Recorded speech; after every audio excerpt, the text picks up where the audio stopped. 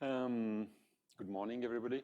So I apologize. I changed the order of my talks. So this talk was announced for tomorrow, but I prefer to do it now because tomorrow I will go maybe in. So this will still be a kind of summary talk about a field, about some aspects of the connections between statistical physics and statistical inference.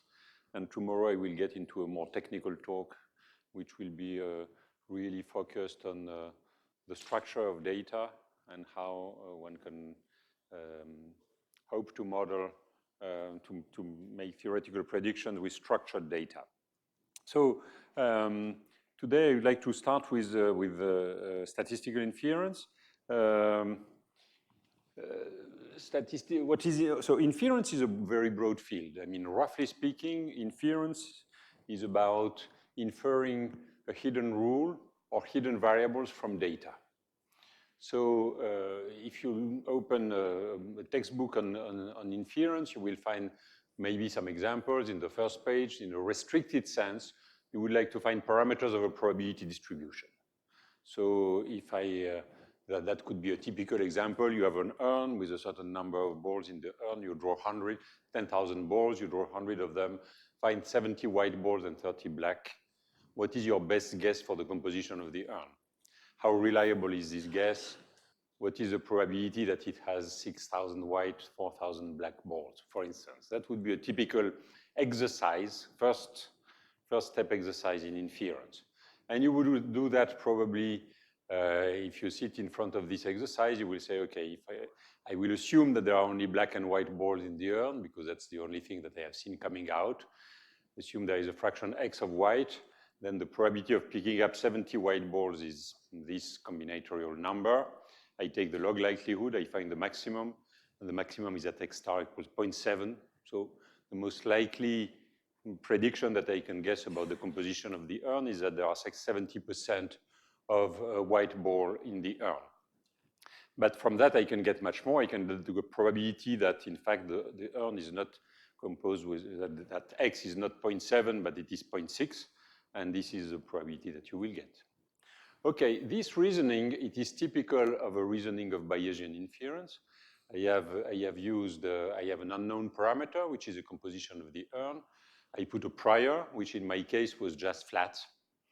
Well, it was much more than that. As I said, at some point I said I assume that there are only white and black balls and things like that. So all of this is in the prior. And then I have the measurements.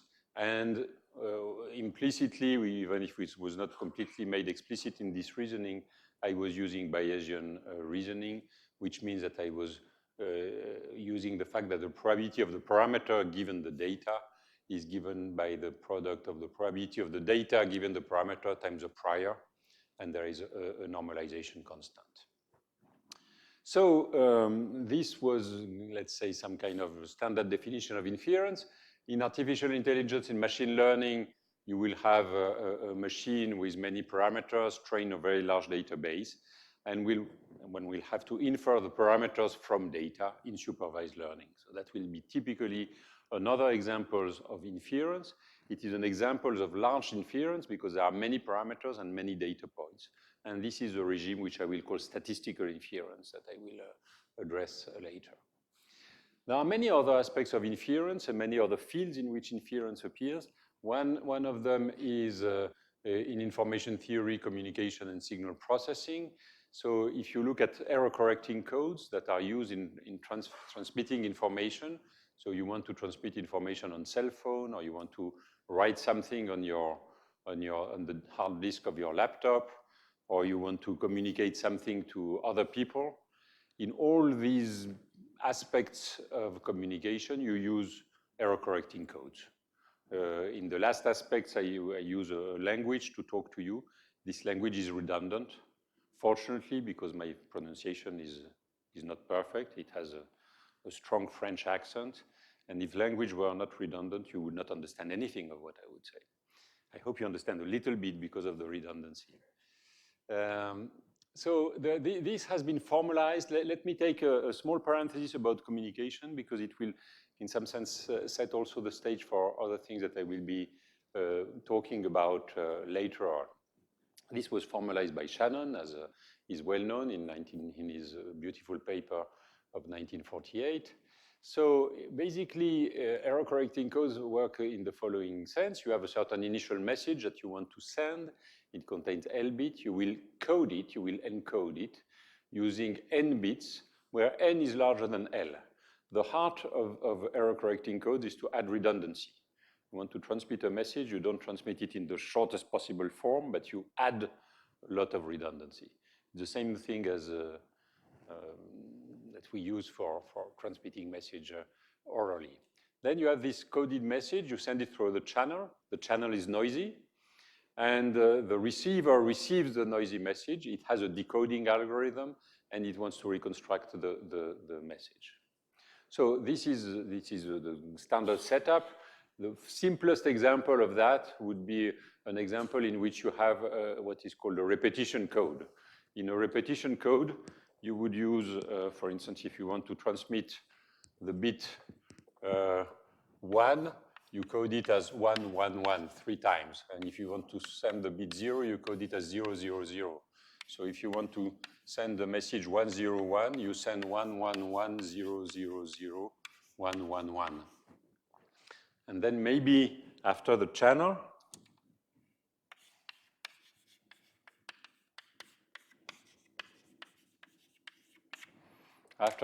maybe you will receive 1, 1, 1, 1, 0, 0, 1, 1, 0.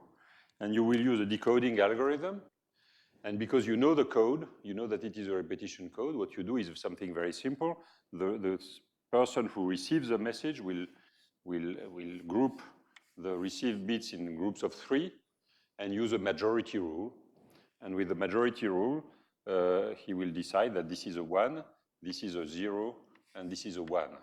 So in this case, there were 2 mistakes, and they were corrected by the code. Of course, if you are unlucky and you have 2 mistakes coming in the same group of 3, then you still make an error. Okay? It's simple to see that by using this code, you decrease, of course, if you have a certain level of noise in the channel, you decrease the probability of error. So this is an illustration. You have this message that you send, and you send it 3 times. And you have a certain channel, and the channel is a binary symmetric channel. It means that it flips a bit. It flips black to white or white to black with a certain probability. Here it was probably 10% or something like that.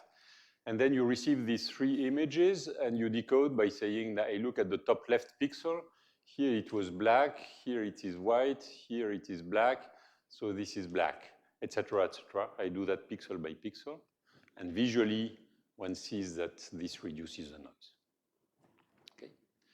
Of course, there is a price to pay, and the price to pay is that you have to send more bits than in the initial message. So this is the whole content, very schematic presentation of the content of Shannon's error correcting code in a very, very elementary code. Of course, if you do that, there is a simple strategy to reduce the noise, which is to repeat more times. But you see that there will always be, even if I take instead of 3, I send it 5 times, I will reduce the noise more, but there will always be some probability of error. And one of the big results of Shannon 48 was to show that there exist codes in which you make 0 error. Okay. And so this is a long story. There is a whole field around that. I will not describe it, but I will touch one aspect of this field, which is a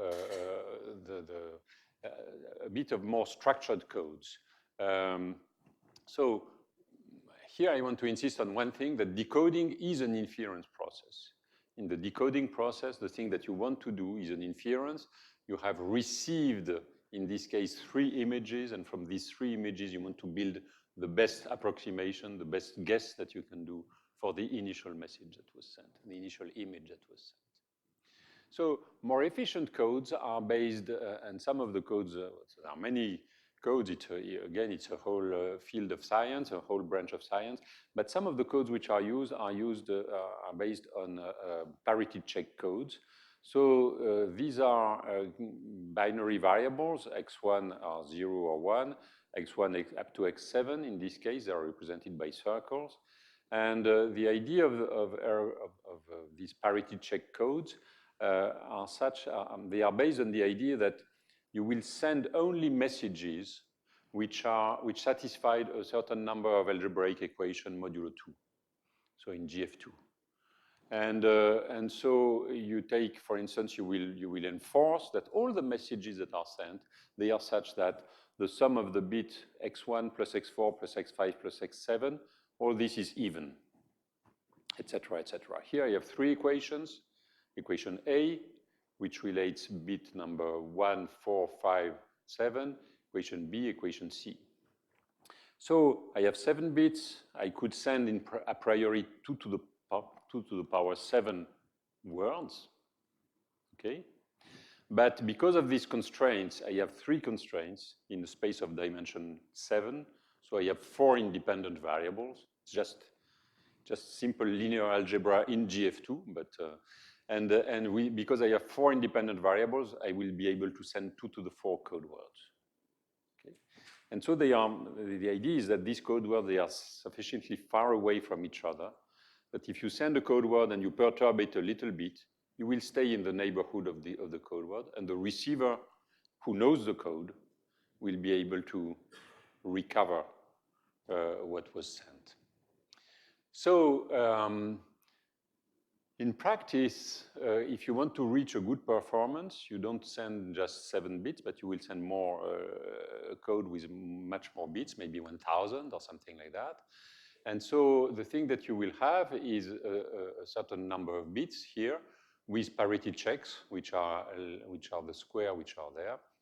And you will have basically 2 ingredients in order to decode. This is a task that the receiver has to do. He has to guess what is his best guess for the message that was sent. It was a message of n bits, x1 up to xn. And what does the receiver know in order to do this guess? He has a prior, and the prior is, I know that there was a code word that was sent.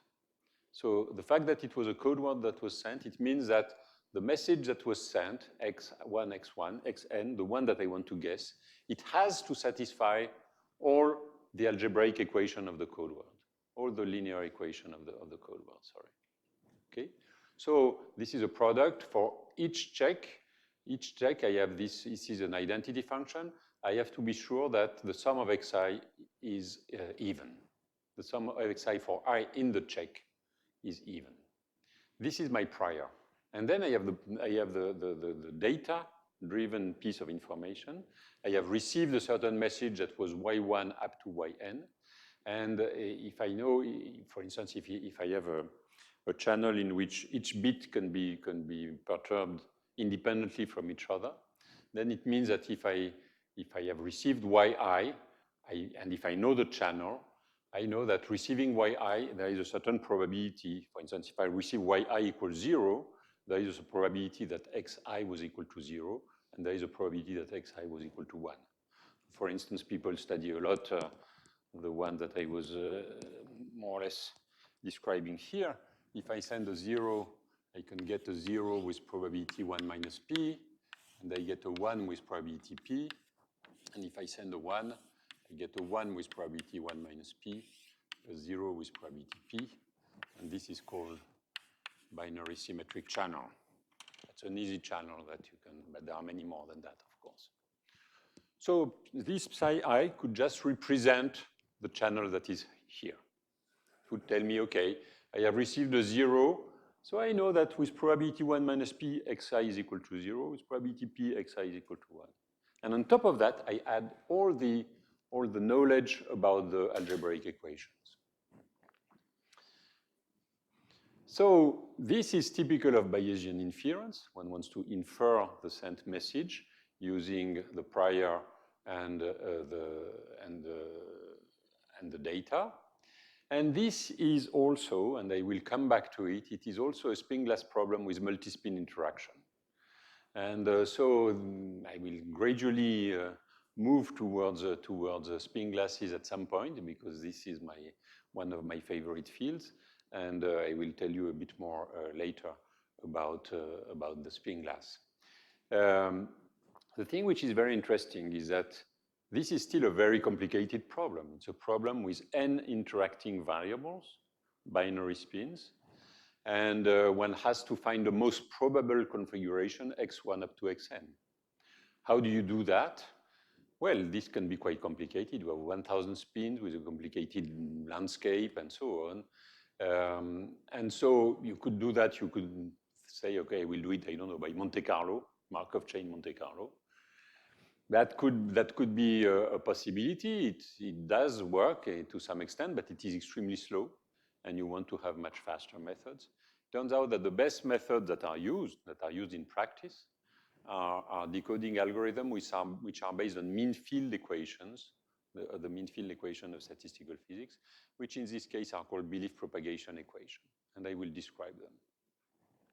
And these mean field equations, they show up in very different settings. In this case, they were really written by Bob Gallagher in a completely different environment, intellectual environment from what was developed independently in physics. And there are even other fields in which you see again these mean field equations coming again and again. And these equations I will describe later in the talk. Just to conclude, to finish, I mean, on this parenthesis on codes, it's just a kind of, a hint of what is inference in the field of communication and how it is related to statistical physics and spin glasses. This is basically the phase diagram for a large error-correcting code in the thermodynamic limit. So the thermodynamic limit is such that you have many variables, many checks. The ratio of the number of checks to the number of variables is fixed. It's called the rate of the code. And when you go to this thermodynamic limit, what you will find is that the probability of transmission without error as function of noise, there are actually three curves that are shown here. Maybe I start with the red curve. The red curve would be, imagine that I am very smart and I have an algorithm that is able to find the most probable distribution of the x1, xn with this distribution here, okay? For instance, I do exhaustive search. I have time, take 2 to the n, all the 2 to the n configuration of the x, I compute this p for each of them, I take the largest one. It's not convenient because 2 to the n is too large, but if I would do that, I would find that the probability of transmission without error, it is perfect up to a certain critical threshold of noise. And if I increase the noise beyond this threshold, then I am sure that I will not transmit faithfully the message. So that's a phase transition, and this is the decoding threshold. Of course, this red curve here, it depends on the code that I have chosen. And the code is defined here, in my case, by parity check equations. It's defined by this graph. And so you can ask, are there codes which are better than others? And the answer is, of course, yes. And people have worked out a lot of codes. And there was, again, in this 48 paper of Shannon, there was the best possible codes. There is this blue curve. The best possible code, they have this Shannon threshold here. They have a limit, and unfortunately, it is the fact that one cannot decode it because it's exponential time decoding. It's a kind of exhaustive search, so you cannot use them. They are not usable. This red curve is not usable at either. The thing that practically you use is a fast algorithm, like iterating the mean field equation. So with an algorithm, it will have its own threshold. And in some sense, a lot of work in coding theory for error-correcting codes has been to try to, there is this limit, which is the perfect code, but not practical. And there is this limit here, which is how you get the best possible threshold for the algorithm. And you want to design a code and an algorithm that goes as close as possible to Shannon.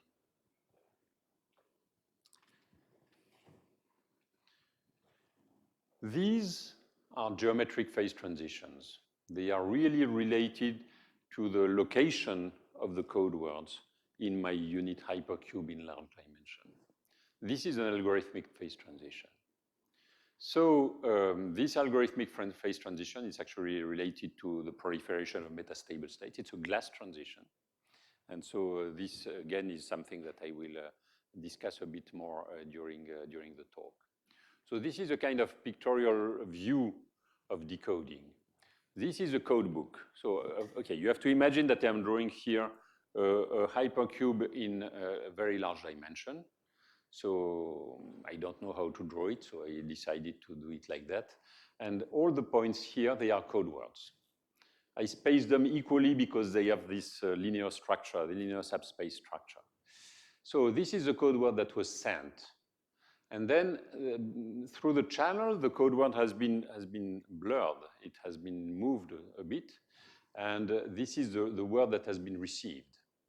And I know something. I know that basically if I use a BSC channel, well, the number, if there are n bits initially, the number of bits which have been flipped is p times n.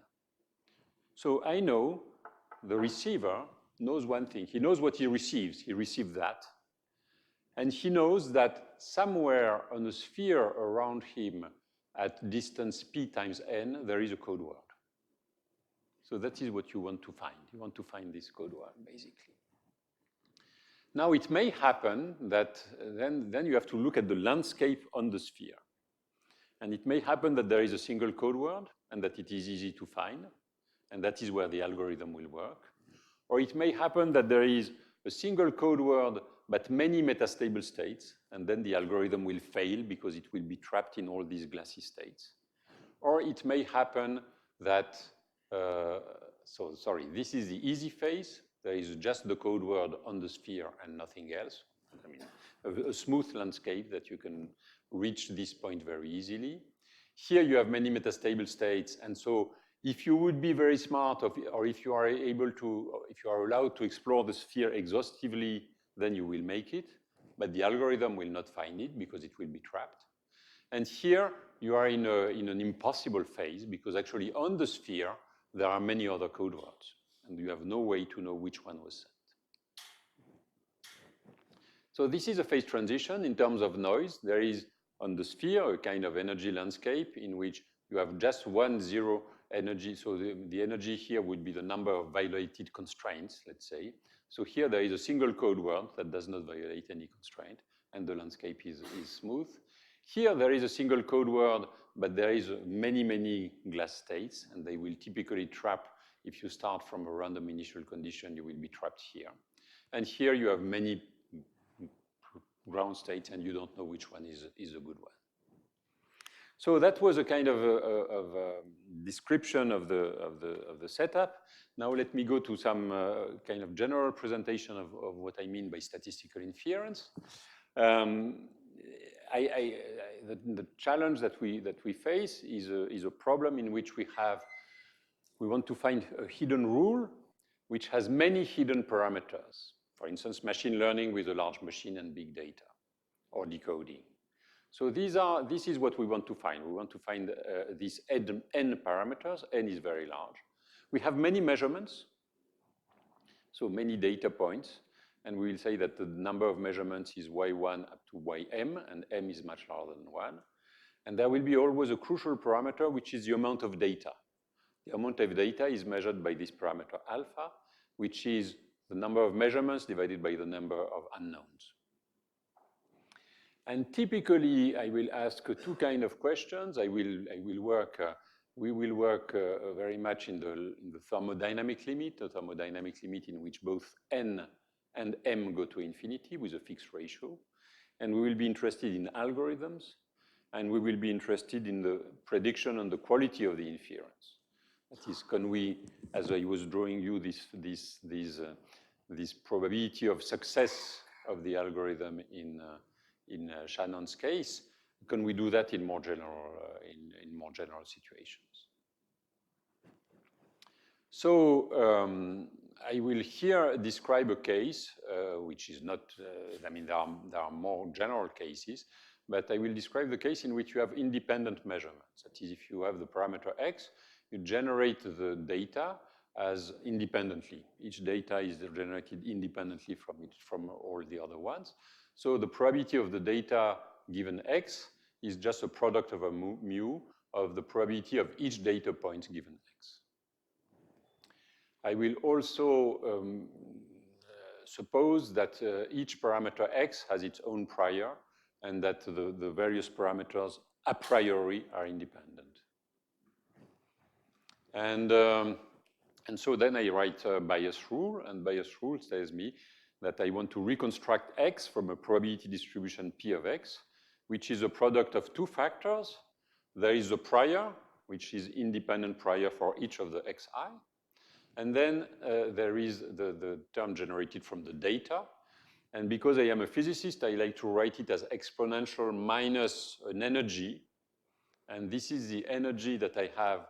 It is an energy for the parameters x, and it depends on the measurement y mu. And of course, the energy, it's just a rewriting of Bayes' law. The energy is minus the log of the probability of the data given the parameters. Is it okay?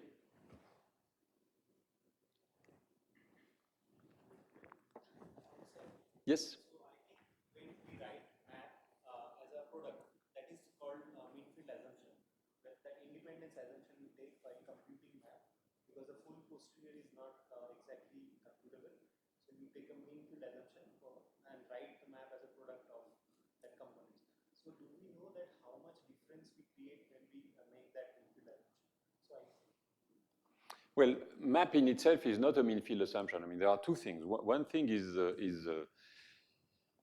I mean, there are really two things that one should distinguish. One is what would be the most probable x with this measure. In general, it is a complicated question. And the other one is what is the x that you will find using this or that algorithm. And then you enter into the categories of various types of algorithm. There are the mean field-based algorithm. I will talk a lot about them. But there are other ones. I mean, you can compare it to Monte Carlo and to other things. And basically, as I was showing in the codes, you have a distance between the two. I mean, they're different thresholds.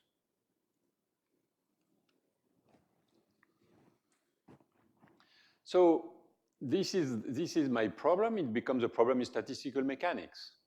I mean, basically, and I like to write it this way, always to describe it this way, the kind of small graphs that we were using for codes, actually, called factor graphs. So I have my variables that I want to infer, the xi, they are the blue circles. Each of the xi, it has a certain natural probability, the prior, pi null of xi, described by this green circle. And then there are a certain number of measurements.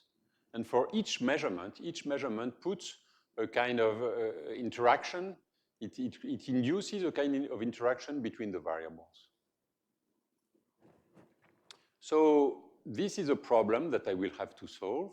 And of course, this problem is a problem of interacting variables, many interacting variables, and they interact by a certain energy function. And this energy function depends on the parameters y mu, it depends on measurements.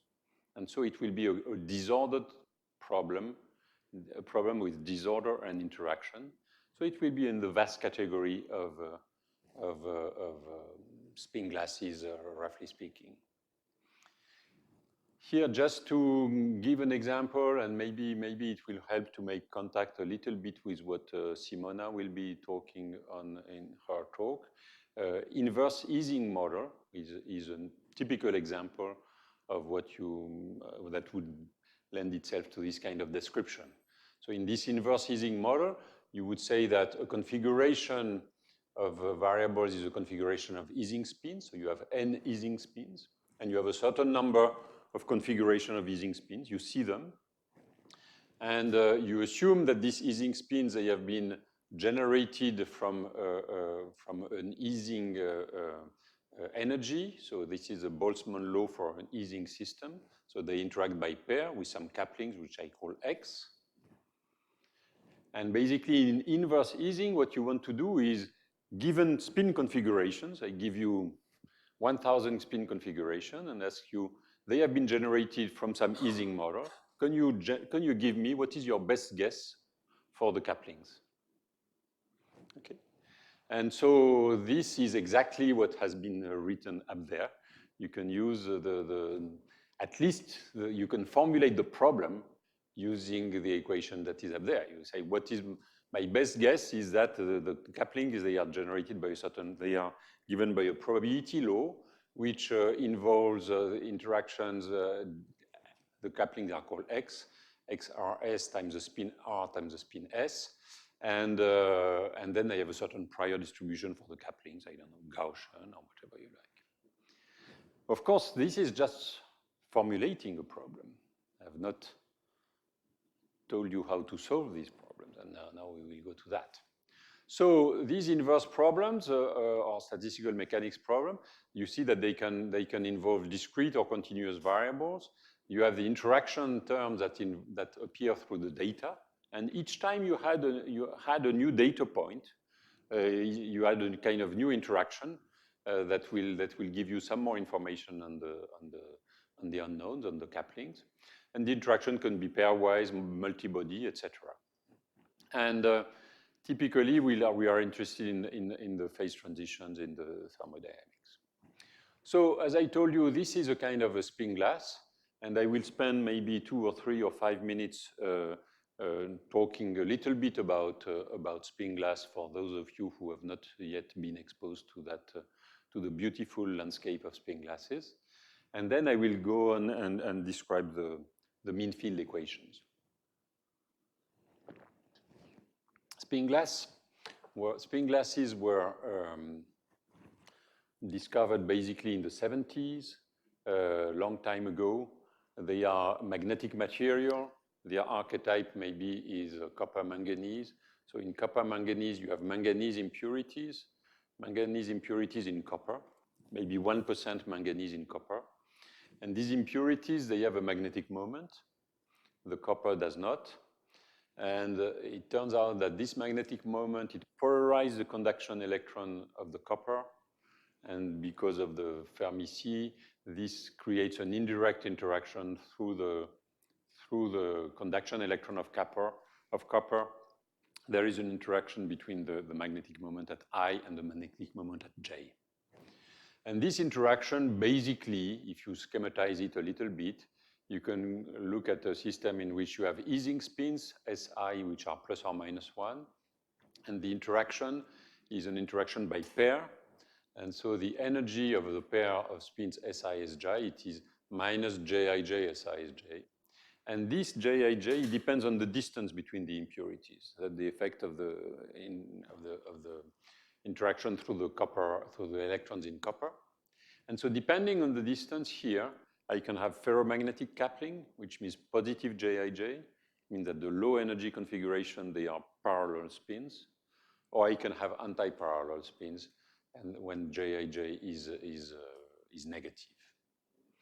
And so this is kind of the experimental system, and the theorists, following in particular Edwards and Anderson and so on, have described it by looking at Ising spins with this interaction energy, and you look at the Boltzmann weight, you look at the probability distribution, Boltzmann probability distribution for these spins. So this problem, the experimentalists had seen some anomalous response in the magnetic response. If you put a magnetic field in this system, there were some anomalies at low temperature in the way such a system responds, in the linear response to a magnetic field, and also the nonlinear one. From the theorist point of view, people started to be interested in understanding this anomaly, but very soon it became clear that this was a very interesting system in itself also, because it is such a simple question. Basically, in this archetype model of spin glasses, I will generate the Jij randomly, independently, and I will ask, and I take this simple interacting spin, and I ask you the properties of this measure. Turns out that this measure has an extremely rich set of properties, and also the methods that were developed to study that can be applied in a broad range of systems. Why are these methods so ubiquitous? First of all, if you want to understand this, it is an interacting system and it is a disordered system. It has disordered because the JRJ are not all the same. If you want to study a ferromagnet, we'll see that all the JRJ are the same. They are all positive. Antiferromagnet also, they are all the same. You have a lattice, and you can study one spin of the lattice in its environment self-consistently. Here, if you want to look at what happens for a given spin, each spin sees a different environment. So this is the notion of a disordered systems. On top of this, at low temperature, there is frustration. For instance, you may have triplets of spins which have all antiferromagnetic interaction. And this is known to have frustration. If I come to the question, if I want to minimize the energy, let's say that this spin is up, this one has to be down because it is antiferromagnetic, and this one would like to be down because of this interaction and up because of that interaction, so it's frustrated. And so there are, because of frustration and disorder, there are many metastable states, and it's very hard to find the ground state. Yes? JIJ can be positive or negative. Yes. In copper manganese, yes, of course. Oh, yes, yes, the interaction, the interaction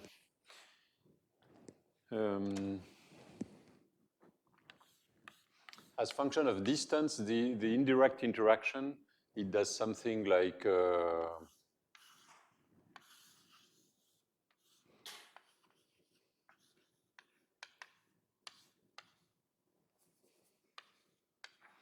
it decays like one of our cube with oscillations which are related to the Fermi momentum. So yes. So in this range of distance, you have negative interaction. So all this has made spin glass a kind of vast, has been described as a vast cornucopia of phenomena and rich phenomenology.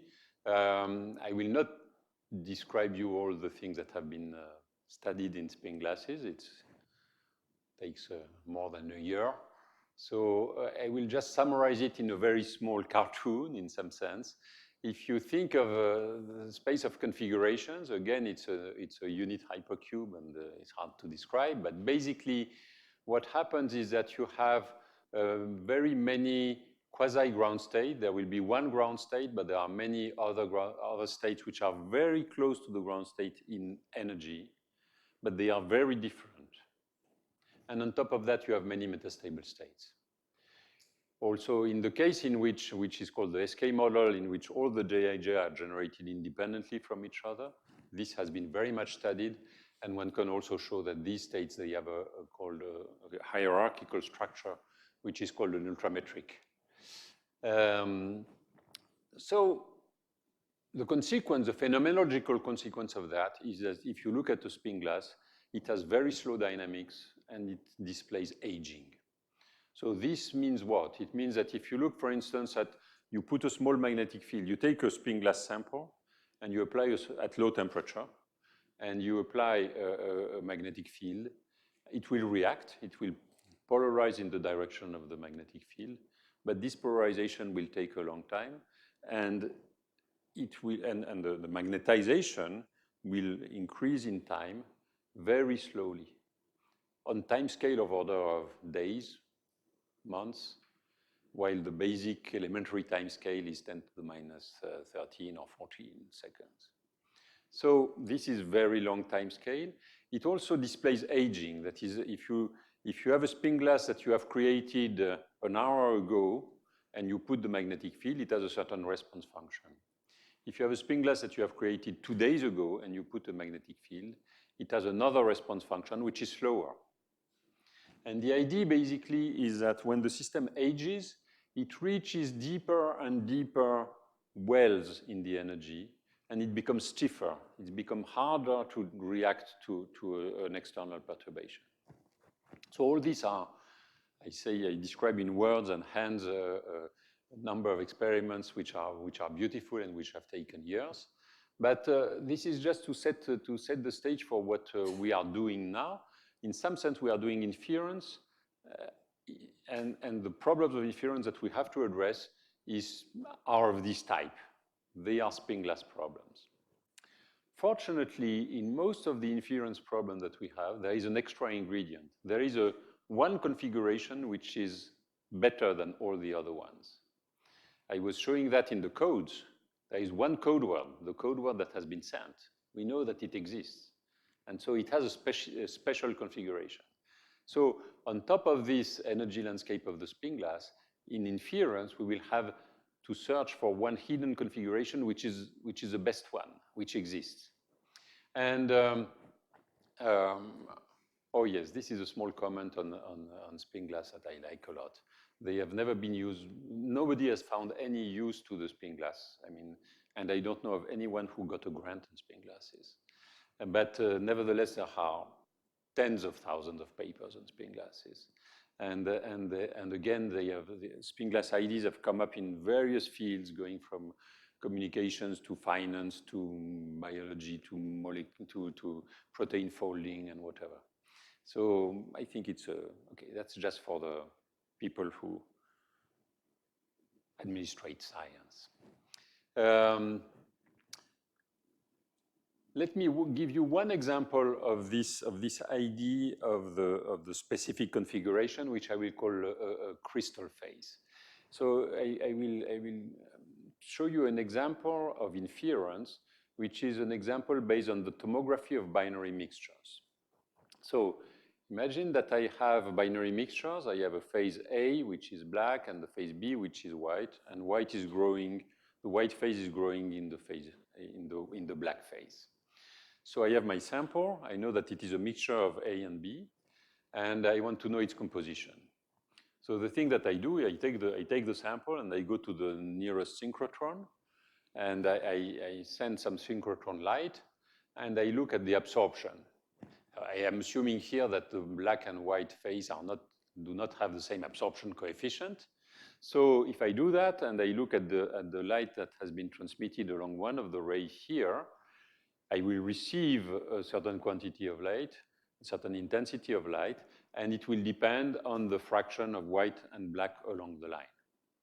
So of course, if I do that, imagine that I have L pixel here. I'm showing just a slice, but you can do it in parallel for the bulk. On the slice, you have L measurements in parallel for each angle. Of course, this is not enough to reconstruct the sample, because if I have the right proportion of black and white along each ray, I could have all the black on one side, all the white on the other side. So it's not enough. So the thing that you do is that you take the sample and you rotate it, and you do many measurements. And the idea is that if you do L angles, then you have L times L, it means L square measurements. And with these L square measurements, you can reconstruct L square pixels. You can reconstruct perfectly your image at the resolution given by this width. So this is exact. This is basically, this is called Radon transform and inverse Radon transform. It's similar to Fourier transform. And so there is an exact mathematical way to reconstruct it if you have done the measurements for L angles. Now I will ask a question, which is the following.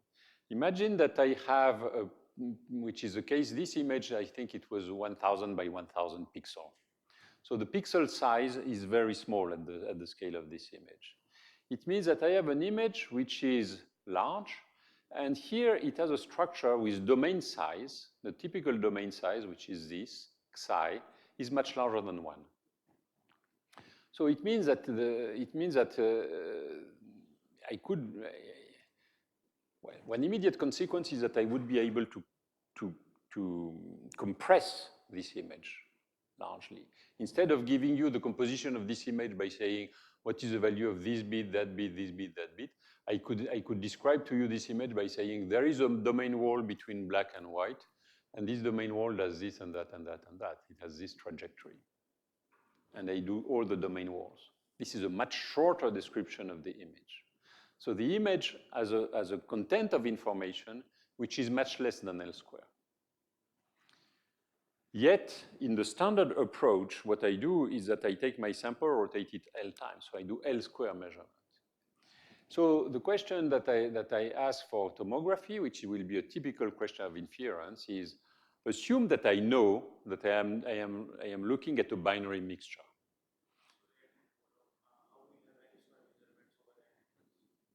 Sorry? We have L square measurements over L. Oh, this is just because for each, sorry. For each measurement, for each angle, I measure in parallel, I measure what is the light that I have received here and there and there and there. So I have L measurements for each angle. And then I rotate L angles. So I have L times L. So is it possible to reconstruct with less than L square measurements? It means less than L angles. Using some prior knowledge. My prior knowledge is I know it's a binary mixture, and I know that the correlation length is much larger than the pixel size. Isn't that also predicted by the Adam transform theory? You're just saying here you're adding a smoothness assumption in the image. Yes? So isn't that also in the abstract nonsense things about Adam that if your object is much smoother, then you need much less to reconstruct? Because the first thing was kind of the most adversarial thing. Your image is whatever. You don't know what is the image. You have no knowledge at all. In this case, I'm not sure. I'm not sure. The thing that we did was a bit different. And we addressed it with, I will show it to you. We addressed it with bias inference. But it might be that you could, in this case, use regularization and radon. I'm not sure it can work, actually. We can discuss it. But, in fact, so this image, which has 1 million pixels, it can be reconstructed for measurement with just 16 angles instead of 1,000 angles.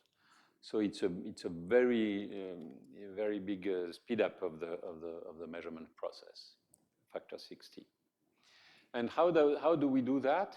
Well, we did it by looking at the problem from a bias point of view, Bayesian point of view.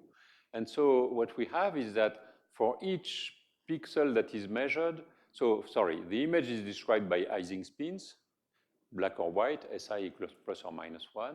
And then for each measurement, I know what is the sum of SI along the ray. Okay? Then I have a prior knowledge on SI. And my prior knowledge is that neighboring pixels are more likely to be equal because I have a correlation length.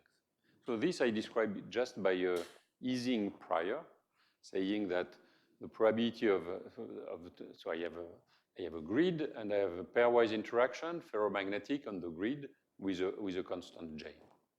So you have just a 2D Ising model with parameter J and a number of constraints due to each measurement. Each measurement at this angle and at all the other 15 other angles. This is a measure on the spins, and then I want to find what is the best possible spin configuration. Again, we studied that with a mean field equation that I will describe in the next chapter, and that is how we can decode and reconstruct the whole image. In this case, you see there is something which is interesting. This probability of the spins, it looks again like a spin glass, but it's a spin glass which has a very specific property. It was built, the measurements here, they were built from one given configuration, which is a true sample. It exists. So there is one configuration, which is a true sample, which is this one, from which I generated all the measurements, and it is the one that I want to reconstruct. This has a special status, and I call it the crystal. I call it the crystal because it is the one that has the lowest energy. So this was the energy landscape of the spin glass. And here I have a spin glass with, on top of it, there is a hidden configuration, which is the one that I want to infer. And it has a much lower energy. So in some sense, the game of inference seen from a spin glass addicted person, it's an elaboration of the spin glass issues in which on top of the broad band of a very complicated glass landscape with many metastable states, you have one extra configuration which is very specific, which is called here the crystal. It's much more probable, so it could look like it could look like it is easy to do, but finding a crystal is not always easy. and that is so that is why. And then also you need a fast algorithm. Yes, you had a question. How does adding a crystal change the landscape locally? How? How does adding a crystal change the landscape locally? Does it, or is it a totally different landscape, or if I, is there something extra after that? Okay, here in this case, the landscape is totally, the landscape has been built with the crystal and the structure around it. So I cannot really I cannot answer your question on this example. But we have examples of spin systems, interacting spin system, in which we can plant a crystal and have the set of metastable states either with the crystal planted or without the crystal planted, and they are the same metastable states. In some sense, yes, you have, and it will be, so it means that the crystal will affect the landscape only locally around it. But as soon as you are far away from this configuration, then you cannot see anything. This is what happens in codes also. So let me go to mean field-based algorithms. They have been hidden in all the discussion so far. I mentioned several times that one wants to use them. There is a big literature on mean field. It starts more than 100 years ago with the idea of mean field in ferromagnets by Weiss. So the idea is always the same. The idea of Weiss is just to take, okay, I have a ferromagnet, I look at a spin, it interacts with its neighbors, and I just write self-consistently saying, imagine that the spin is polarized by its neighbor. What is the polarization that it gets? And it is the same as the one of the neighbors. So that was a very easy, because the Weiss computation was just saying all the spins are the same. They are all in the same environment. So I can just take one representative spin and write a self-consistent equation because its neighbors have the same distribution as the spin itself. So this is just one equation. This is a famous mean field equation for ferromagnetism, or anti-ferromagnetism if you want. It's extremely successful. It's very nice. Bethe and Peierls came up with some refinement of this, which was looking at self-consistent equation in which basically when you take into account what happens to a spin, you dig a cavity. You dig a cavity in the sense that you take out, when you look at the interaction with the neighbor, you take out the piece of the neighbor that has been polarized by the spin itself. So there is a reaction field that you have to take into account. Again, Bethe and Peierls were using it for homogeneous system, easing models in 1 dimension, 2 dimension, 3 dimension. And so they write this more sophisticated mean field equation.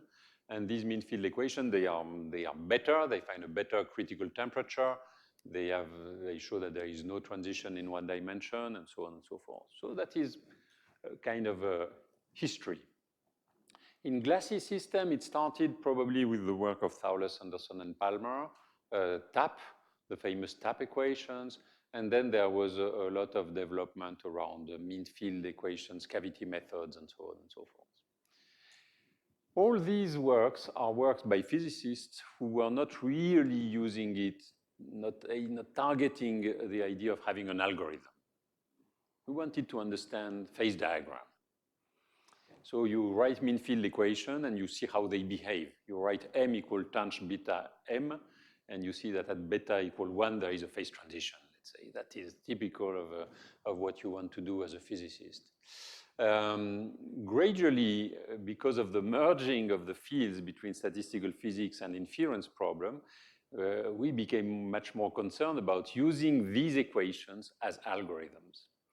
And in parallel to that, there were quite some development, starting with Gallagher for the error-corrected codes as soon as 1963, in which he was writing mean field equations as algorithm.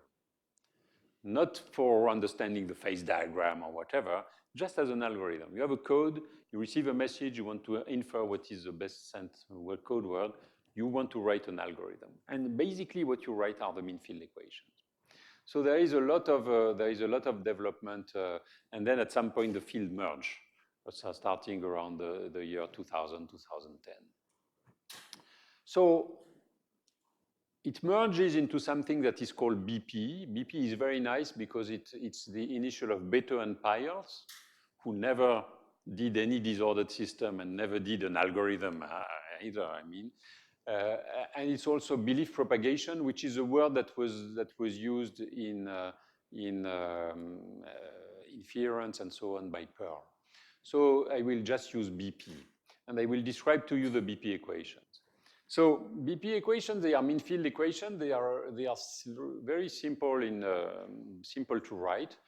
I will write it in a kind of general setup in which I have variables. Variables here, I have 5 variables. They are represented by the circles. These variables, they interact, and they have a structure of interaction. And maybe, for instance, the variable, the interaction A, it's an interaction between variable 1, 2, and 4. So it's a certain factor, psi A of x1, x2, x4. Interaction B is between 2 and 3. It could be just it could be a Boltzmann weight easing interaction between 2 spin x2 and x3, or it could be something more complicated. Okay, so it's a very general setup. I imagine that I have many, and of course here I drew it with 5 variables, but you have to imagine that you will write things that are correct in the thermodynamic limit, in which you have many variables that interact with some structure of interactions. The mean field equation, they will be written in terms of what is called messages, and there are 2 types of messages.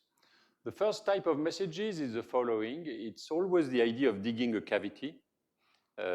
Actually, when we were solving the SK, the model of spin glasses by Sherrington and Kirkpatrick, we were solving it with Parisi and Virasoro. We came up with this idea of digging a cavity, but it is an idea that can be generalized to any kind of this system here.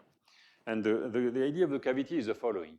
Imagine that I take the same problem as before, but I erase one of the constraints. I erase constraint A. Okay? In this problem, where the constraint A has been erased, let me assume that I can measure the probability of x1. So I had my full probability of all the variables described by the full graph. I erase the factor A, so I have another probability of the variable. And with this, I compute the marginal of variable 1. And this, I call it M1 towards A of x1. It's a probability of x1. And I call it a message that can be sent from 1 to A. Okay. The notation is a bit weird, but it means it's a probability of x1 in the absence of A. Now there is another type of message that I can use.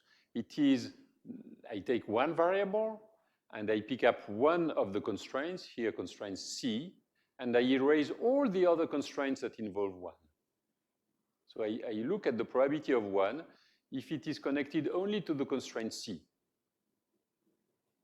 And this, I call it the probability of 1 connected only to C, and I write it as MC21 of x1. Okay. So the BP equations, they are written as like that. Imagine that locally I look at my graph, and this is a piece of my graph, and I will look at what is the probability of x2 when it is connected only to C. Well, that is relatively simple. C is a constraint, so it corresponds to a factor, a Boltzmann weight that characterizes the interaction here between x1, x2, and x3. That's a factor psi c. And then I would like to use what is the probability of x1 in the absence of C due to the rest of the graph that is up there. And so this probability of x1 in the absence of C, by definition, it is called M1 to C of x1. And the probability of x3 in the absence of C, which is M3 to C of x3. So that's the first equation. It relates the probability of x2 when only C is present among all its neighbors to the probability of x1 in absence of C, probability of x3 in absence of C. And then I need to compute this guy. What is the probability of x1 when C is absent? Well, I will just say that it is a probability that is a product of the probability of x1 when it is connected only to D, probability of x1 when it is connected only to E, probability of x1 when it is connected only to F. These are the BP equations. So you see that basically, sorry, I can show them again. So you have these messages. On each edge of my graph, an edge is an edge between a constraint and a variable. On each edge, there is a message going in one direction and a message going in the other direction. And basically, I look at the message going from C to 2, and I can compute it if I know the message sent from 1 to C and the message sent from 3 to C. In order to get the message from 1 to C, I just need to know the incoming messages here. So I have closed equations between all these messages. And so it means that if I have E edges on my graph, I have 2 E messages and 2 E equations connecting them. Yes? Is this invariant to the sort of order in which you sort of start from past? So far, this is a set of equations. I have not said how I want to solve them. But of course, the thing that you hint at immediately is that there is a natural way to try to solve these equations. It is, so I have a graph, I have all these messages going on the graph, and it is the idea of iterating them. Maybe I take a completely random guess of the messages initially, but then if I want to update, I will say at the next iteration, I will compute the message going from 3 to G. I compute it from the message that come on 2 or 3, these 3 messages which are there, and I iterate. And I hope I reach a fixed point. Okay. Then I can do it in parallel. I can do it in various ways, in alternating ways between the 2 types of messages. There are various, and one of the big questions is, does it converge and does it have a unique fixed point? This is what you ask. So these are relatively simple equations, so the first question that I want to ask is, when is BP exact? Where did I do an approximation? Gerard, yes. It's not this question. It's correct.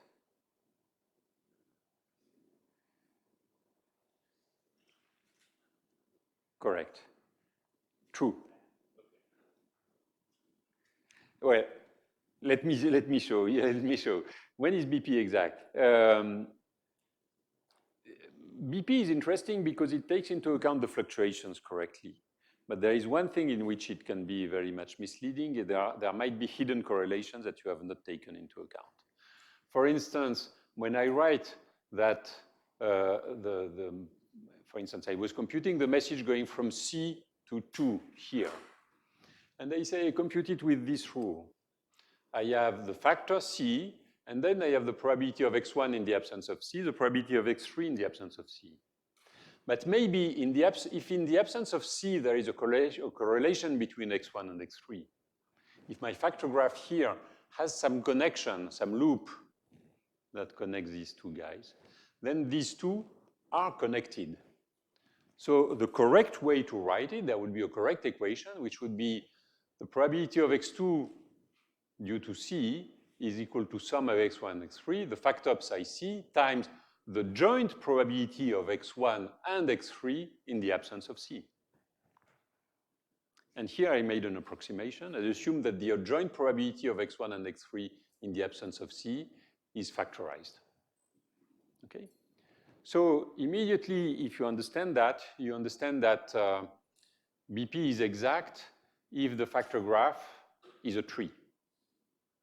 If the factor graph is a tree, there is no loop, and then everything that I have written is perfect, correct.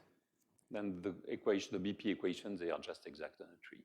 They are actually the efficient way of solving the problem on a tree. A specific example is one-dimensional case. A one-dimensional case, the BP equations are exact also. It's a it's a simple tree. And if you look at it a bit carefully, you will see that it is nothing but transfer matrix. Or in other communities, you call it dynamic programming. So you can, if you think of BP, and you could say, okay, I know transfer matrix in one dimension. For a tree, I can do something like the transfer matrix. These are the BP equations, let's say. Okay. Now, the thing which is less trivial is that we will use it quite a lot on, for instance, this is a case of LDPC codes.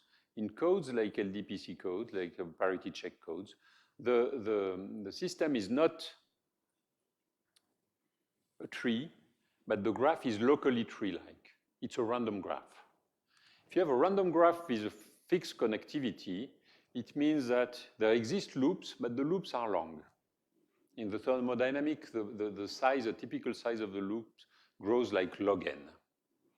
And so it means that if I erase this guy, yes, there is a correlation between these two variables, but because they are far away on the graph, probably this correlation will decay, and maybe I will be able to assume that they are not correlated, which is what I do. So this is the status of the BP, basically. There have been two important developments. I will be maybe fast on these aspects here. There is a special case of infinite range models. Infinite range models is a case in which a graph is completely is a fully connected graph. That is, all constraints involve all variables. So it is not at all locally tree-like. But in this case, typically you have very weak interactions. And it turns out that because there you have weak interaction, the BP equation turn out to be exact. And in this case, there is a simplification in the sense that if you look, for instance, at the message, what is the probability of xi due to mu? It is the product of a large number of other messages here. If you look at the full probability of xi, and it is the product of all the message coming onto I. So the difference between these two, this is a product of a large number of messages. This is a product of the same messages times one extra one. And so there is a small difference between these two. And basically, you can write closed equations for local variable, local distribution, the local magnetizations. And this is what is called the TAP equations, or the TAP equations have been given another name in computer science called AMP or GAMP equation, let's say, but they are the same equations. One example of that would be the SK model, in which you can write the BP equations. They are written here. The message is what is the probability of SI in the absence of J. It is a certain local field, and you have then a kind of a closed equation between the local fields. I will not explain it fully. And again, you can map it to local equations, which are the TAP equations. And these TAP equations, they had been written many, many years ago. But it turns out that if you derive them through BP, there is a natural iteration scheme, because as was mentioned by one of you, you have when you write BP, the natural iteration is to say, I have my messages, and at the next step, I write the new messages, and I write it iteratively. If you do that for TAP equation, you will find that the local field at time t plus 1, it is the signal at time t minus the reaction term at time t minus 1. I mean, this is a famous reaction term. And so with these time indices, you get, this is the AMP algorithm in information theory. A second development that has been done, which I also mentioned en passant, is what happens in a glass phase. Here there is something which is a bit weird, that imagine that I am looking at a system in which I have a locally tree-like interaction graph. So locally tree-like interaction graph, again, it means that if I erase this constraint, the variables 1 and 3, they are far away. Now, in statistical mechanics, if you have far away variables, it is often the case that the correlation decays at large distances. It is often the case, but it is not always the case. In particular, there is one case in which it's a bit weird. It is when you have a glass phase.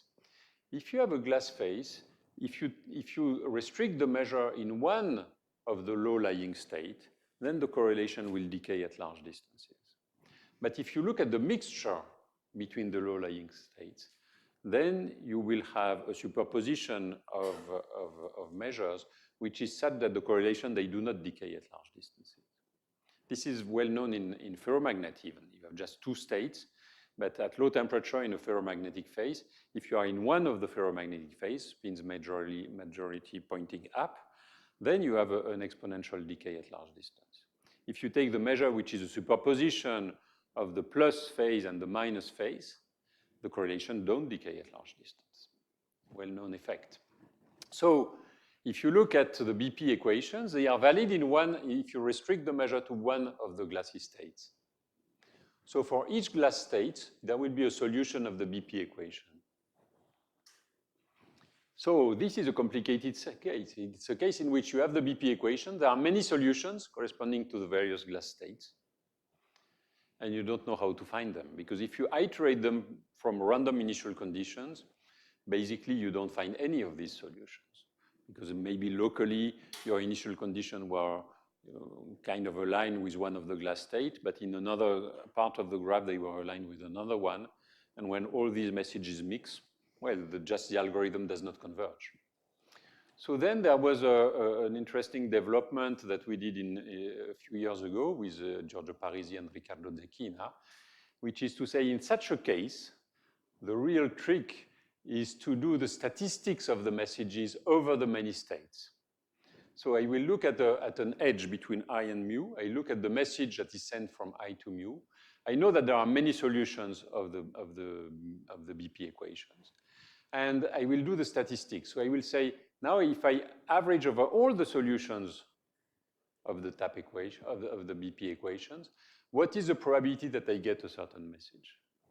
And it turns out that you can write closed equation between these probabilities. And this is called survey propagation. In some sense, it means that you are doing the following thing. You are doing a statistical mechanics over the messages themselves. So you go from, you had the BP problem. Now I write the messages, and I write the statistical mechanics on the messages. The messages become my new variables. So the messages become my new variables. The messages, they sit on the edge of the original graph. So in my new graph, I have the messages. And then for each constraint, for each variable that I had initially, I have a new constraint. And I write the BP equation for this graph, and this is a BP, I call it BP square, because it's a BP in another space. And this is the SP equation, the survey propagation. It looks very weird. It looks kind of abstract. It is kind of abstract in its description. It can be turned into a very efficient algorithm for random constraint satisfaction problems. Actually, for instance, for random satisfiability, it is still the best algorithm 20 years later. Statistics of the message, do you need to know the a priori weight of the different cluster states? Or how do you weigh the messages different? No, there is, yes.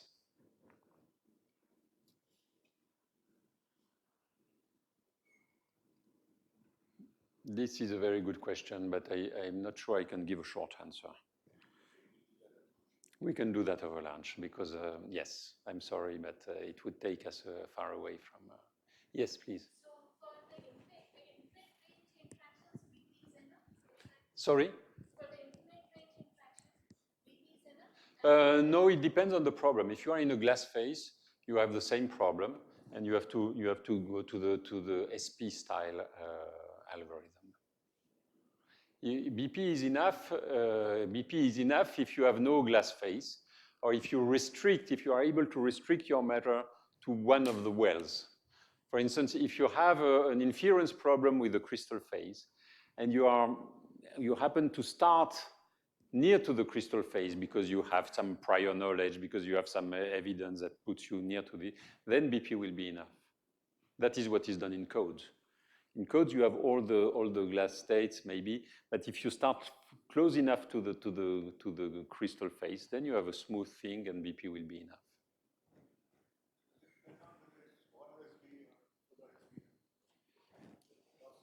Yes. I described to you only here the 1 RSB situation. If you have to go to larger, higher order RSB, you have to do BP cube, and the BP becomes very cumbersome and not useful in practice. I mean, the theoretical ideas are nice, and they can be used in order to derive the phase diagrams and so on.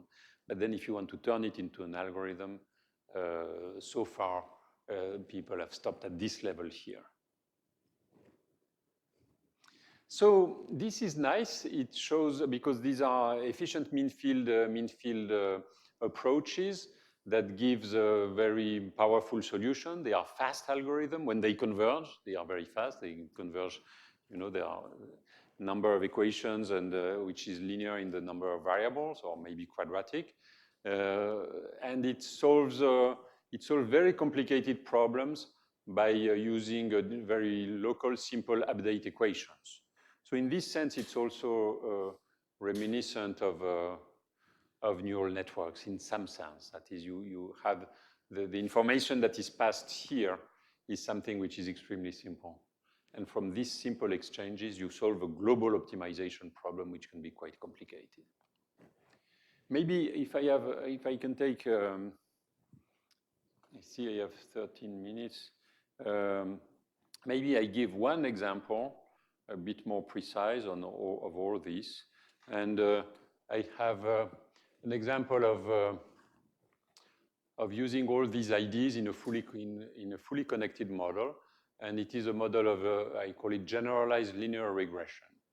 So assume the following problem. I have a certain number of unknowns, xi. They are real variables, xi from 1 to n. And I measure linear combinations of these variables, sum of f mu I xi. Tomography that I was showing before was in this case.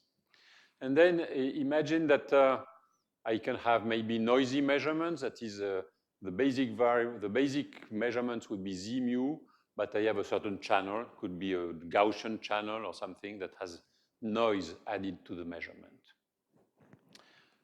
I will assume that I have a prior which is factorized in the xi.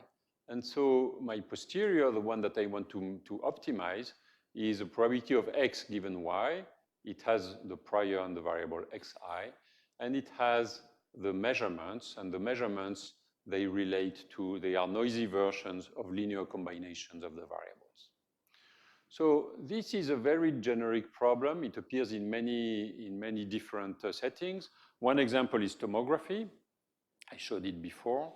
But it is also related to linear regression, perceptron learning, compressed sensing. Let me show you how it is related to all these problems. So this is the general framework, repeated. I first look at, so in the end, I come back to neural networks, and I come back to the simplest neural network, which is perceptron learning. So in perceptron learning, basically, you have the input layer, and you have one output y. And basically, you will say that you imagine that you have a perceptron that you want to learn. It has the weights xi here. And for each pattern that you present in the input, a pattern mu, given by the numbers f mu I, then you generate an output, which is the sign of the sum of f mu I xi. That will be a perceptron. And then basically, I know what I'm presenting to the perceptron. I know what is measured, the y mu. And from that, I want to infer what are the parameters, what are the weights, what are the parameter xi of the perceptron. This is typical. This goes into this range here with a certain channel, which is just that y mu is a sign of this linear combination. In linear regression, it also goes into this very general framework that you could have. For instance, here I will show you a case in which you have individuals. There is expression of a disease y mu for the individual mu. You want to identify what are the factors for this disease. The value of the factor is f mu I. And you want to find the best weights of the factor. And this you do by minimizing the mean square error. And maybe you will add a regularization, like lasso regularization, that you want to try to drift the factors towards zero, that there are not so many non-zero factors. And this, again, goes in this very general expression up there with specific weight for P out, which is just a Gaussian, and the prior P of xi is just a lasso prior in this case. Compressed sensing is the last example, and is the one that I will really develop. Compressed sensing is like that. You have unknown variables. You do linear measurements. Maybe they have some noise. And here it would be Gaussian noise of width delta. And you are interested in the compressed sensing regime. In the compressed sensing regime, you do a number of measurements which is less than the number of variables. And the question is whether you can reconstruct the signal from a number of measurements which is less than n. So, for instance, take the noiseless limit. Imagine that I just have variables, and I have n variables, n real variables. I make m linear measurements over these variables. And I know the matrix F of measurement. Can I reconstruct X? Well, if m is larger than is less than n, it is an underdetermined linear problem. So in principle, I cannot reconstruct X uniquely from that. But I am adding something. I am adding the idea of a prior. I have a prior, and my prior will be that I know that the xi, they are sparse, that if I am in the appropriate basis, some of the xi should be equal to 0. So I will put a prior for sparsity here by saying 1 minus, with probability 1 minus rho, the variable xi is 0, and with probability rho, it is non-zero, and I can take, for instance, a Gaussian distribution. The idea of that is really the idea of compression of images. If you take an image and you decompose it in wavelets, you see that there are a lot of the wavelet factors which are non-zero, but there are many more even that are very close to 0. And in fact, if all these ones which are in these bands, I put them equal to 0, and I take all the other ones and I reconstruct the image, you will not see the difference. That is what you do actually every day when you put an image on the laptop. Typical compressing scheme. So the idea of compressed sensing is there a way to directly get the image in a compressed form?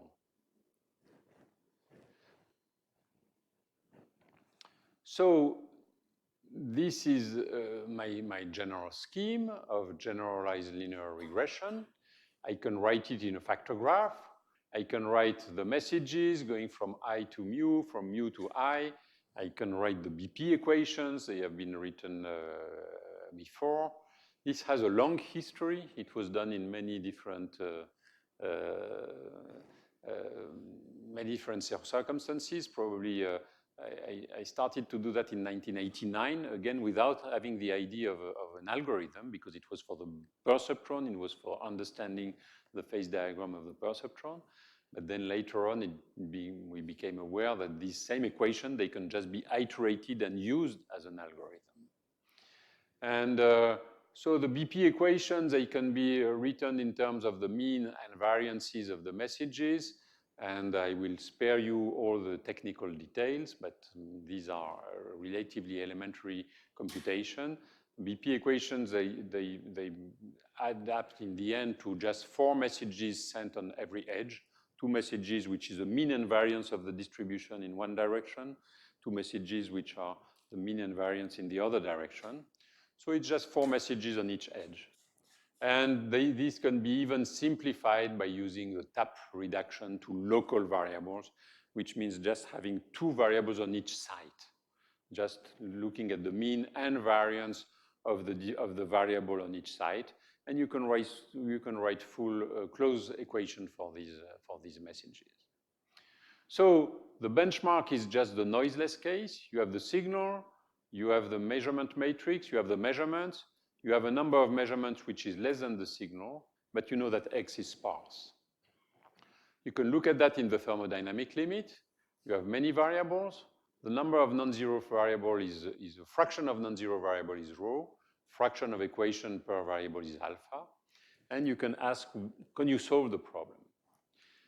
You can solve the problem if you have enough equations. It turns out that as soon as alpha is larger than rho, you have more equations than non-zero variables, so you can solve the problem if you have infinite computed time. But can you solve it efficiently in linear time? And this is where the mean field algorithm works. And so here is the phase diagram. This is the density of non-zero variable. This is the number of measurement. And basically what one knows is that above the diagonal, when there are more measurements than non-zero unknown variable, there must exist an algorithm that solves the problem, but it is it's like a Shannon limit. That is, it is an algorithm ideally if you have infinite computer time. Now, if you look at the BP algorithm, you find that there is a phase transition along this line. It means that if you are above this line, it means you have enough measurement and you can reconstruct perfectly the signal. If you have below the line, the algorithm is trapped in a glass phase and it does not converge. This was another approach, L1 norm minimization. So again, you have this easy, hard, impossible diagram. This is 1 over the number of measurement. So if the number of measurement is very large, 1 over alpha is small. It's an easy phase. You reconstruct it with the algorithm. There is an ultimate limit, which is a Shannon limit. And here there is a kind of glass phase, which traps the algorithm. So we get back exactly the same generic phase diagram for inference that we had before. Just for fun, I told you about crystals and glasses and so on, and all this is a bit strange because I use this vocabulary for discussing algorithm. Okay, is it only a vocabulary or can it be used for something? It turns out it can be used. It can be used because you can design the matrix of measurement so that you will be able to nucleate this famous crystal that you want to find. And this is called seeded BP. It's the idea of nucleation.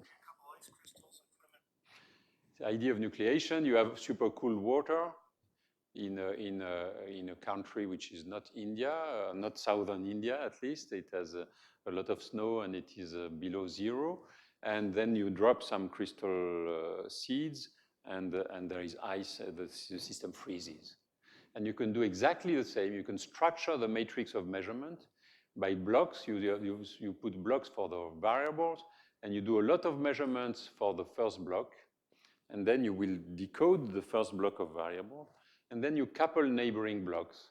And then you will have the decoding that, like a crystallization wave that will decode first the first variable and then all the other ones. And this is what you see. If you look at the mean square error as the function of the block index, the first iteration of BP, it's all a mess. But very soon, after already 10 iterations, the first block has been decoded. You find exactly the right variables. And then the other ones are not yet decoded. You still iterate BP, and you use the seed of the crystal, the variables that have been decoded initially, you use them, and they interact with all the other ones, and there is a wave of crystallization until you decode everything perfectly. Locally, for a subset of the variables, I seed, it's really a seed of the solution. For a certain group of variable, let's say the first group of variable, I take a fraction, 5% of the variable. This I concentrate with a lot of measurements, as many measurements as variable. So I know I can decode. So this group of variables, I will decode perfectly. But they are coupled to the next ones. So when they have been decoded perfectly, they will induce a local field towards the crystal for the next ones, et cetera, et cetera. So it's a one-dimensional propagation. And with this, one can go to alpha equal rho. It means that one can go down to the diagonal, to the ideal Shannon limit. So it means that this idea of crystal nucleation is really something that can be turned into a practical solution for an algorithm. Yes? For a real physical experiment, you don't get to take the measurement matrix. You are perfectly right. This is why I am sorry to say, but this was a beautiful theoretical construction. and we never found a way to implement it in practice because if you look at the real problem of compressed sensing, the constraints, for instance, on tomography, we were never, I mean, tomography, you have to measure something which is light coming through a ray and how it is absorbed. And we were never able to cook a measurement system that would have this structure and that would be much faster than the other ones that we had. So, yeah, I was fearing this red signal. So, yes, you're right, you're right. But it does not mean that it cannot be done, but you have to work very hard in practice because here I am a theorist, so I can dream, I say, I measure with a matrix F, which has this structure. Now, how does the experimentalist do for the matrix F to have this structure when you do tomography? Well, we never found the right way so far. But, okay, it's an open question. So I think that probably this is a kind of good summary of the talk, and now the red light is there and the signal, so I should stop. Thank you very much.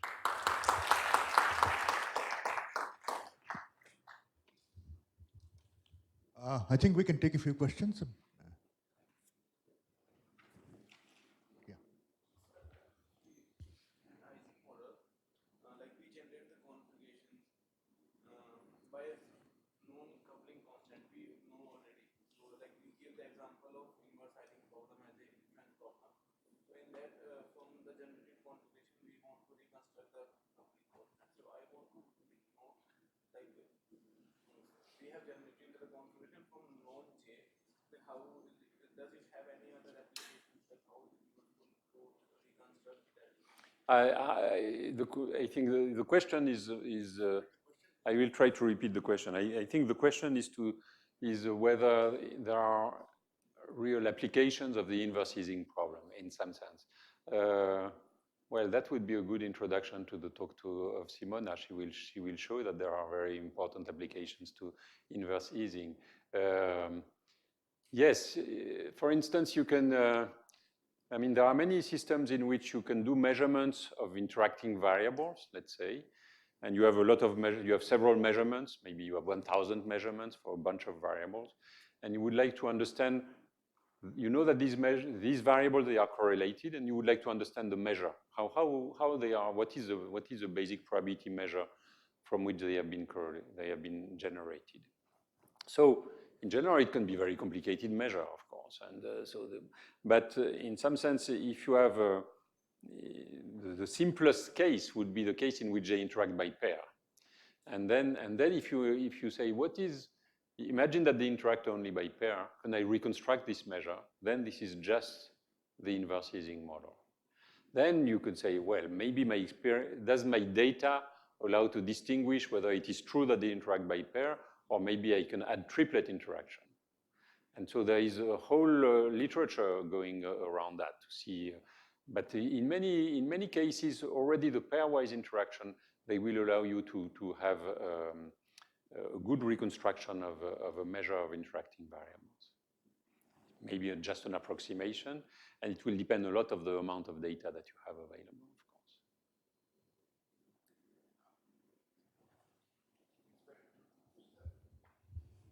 course. In the very beginning, you had this channel that was modeling the noise. I was wondering how do you determine the constraints? For example, the summation of xi is equal to 2. From these models, like of noise, because say, for example, BSC, there will be one particular constant that will be useful. And if you have a different model, like different noise and you are modeling it differently, then there will be another constant. How do you find out this constant from these noise models? In the code, you are asking about the LDPC codes. Yeah. Yeah, so the question is you look at the LDPC, oh yes, no, you had the microphone, so everybody heard the question. Well, in the LDPC codes, really, in coding, you have an agreement between the sender and the receiver. They agree on one thing, they agree on the code book. The code book is a set of code words. And so in the case of LDPC codes, they will just agree on the set of parity equation that they use. So it's summarized by this graph that I was saying. So one code that is being used, at some point you decide that for the 4G, I use the code which is described by this and that equation, and everybody uses it. Now, maybe one question that you may ask is if I want to send a certain message, I send something, how you put that into how you encode it in one of the codes, in one of the code words that is one of the solution of this algebraic equation. So this is the encoding part, which I have not at all addressed in this talk. I have supposed that there is a way that for any message you can code it into one of the code words, and then I was really focusing on the inference part, which is a decoding part. But the structure of the code itself is something that is shared between the sender and the receiver. Oh yes, I mean, then of course, if you want to have an efficient code, it will be dependent on the noise model, very strongly actually.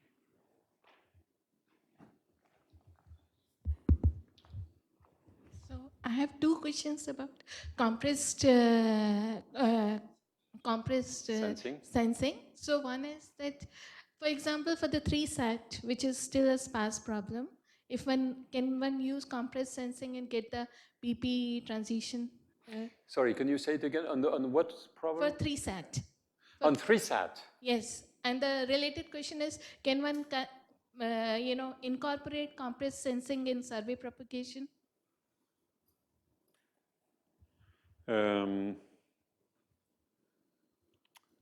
Okay. The connection between 3-sat and compressed sensing, I'm not sure. I do not see it. Maybe we can discuss it then over the break. But then for the last part of the question, you ask, can one use survey propagation in the case of compressed sensing? This is a very interesting question. You could ask the same, can one use survey propagation for coding? And it turns out that the answer is no. And the answer is no for the following reason. You remember this small cartoon? It's a cartoon, but it's an energy landscape in the hard region. And in terms of configuration space, I have one optimal configuration, which has energy 0, and then I have a band of glass states, let's say. And I told you this is a complicated situation for the algorithm. And when you have these glass states here, they will trap the algorithm and it will not work. So you could say maybe you could use survey propagation. But survey propagation, it is something that has been built for the glass phase itself. That is, if I want to understand something about these states here, then I can do something which is survey. That is, I will say there are many metastable states there. I will do the statistics over all the metastable states, and I will learn something from these statistics. I will learn something about their distribution, their location, and so on. So I can cook an algorithm that will be efficient in sampling these guys, but it will ignore this one here, because these guys there are very many of them. They are of order e to the something times n. This one is 1. So they are completely dominated by these metastable states. So the survey is not a way to solve for the crystal. It is survey propagation, it's RSB method translated into algorithm, basically. It is something that has been devised, invented in order to understand the glass phase itself, not the crystal.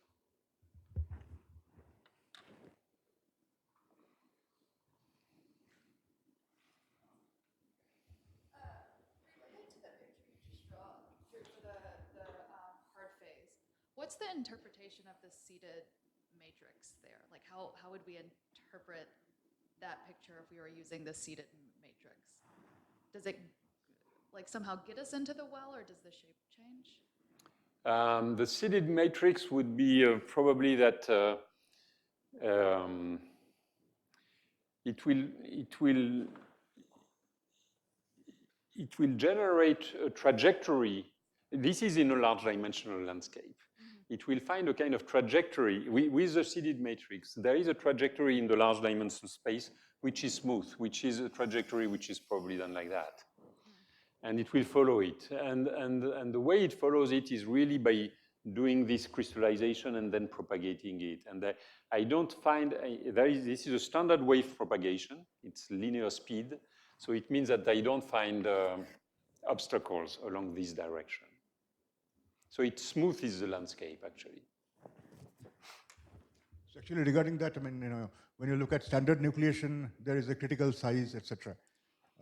When you want to nucleate crystal inside the liquid. So here also there is some kind of a... that is why we were using really, if you look at it, the matrix of measurement that we are using, it is done like that. So it is a matrix. These are random numbers. I was just showing the variance.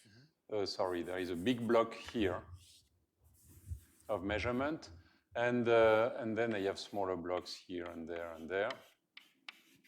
So if I did that, and I have only 0 outside of the diagonal, then I have independent systems. So I am measuring this one exactly. This one has alpha equal 1. It has as many measurements as unknown. It will find. And this one has a alpha prime less than 1. It will never find, etc. So this does not work. This would be a system of fully connected interacting variables with enough measurement. This is fully connected, but with not enough measurement.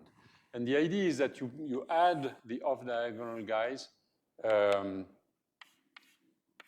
in this way. So you couple the first block to the second one, and the second one to the third one, and so on and so forth. So you mix something which is fully connected inside a block with a coupling of the neighboring blocks. So it means that you have, in some sense, in terms of variables, you have the first block of variables here, they are fully connected. Then it interacts with the second block of variables, with the third block of variables. So you have a one-dimensional sequence of fully connected systems. And that is very efficient. And what we did is use it in one dimension. I could have organized them in a two-dimensional space or in a three-dimensional space. But if I would have organized them in a three-dimensional space, I would be hitting the problem of the critical radius that you address. I am using it one dimension because then there is no critical radius. And actually, it's what the metallurgists do. That's what they push a bar of metal along an oven, and they use the crystallization in one dimension.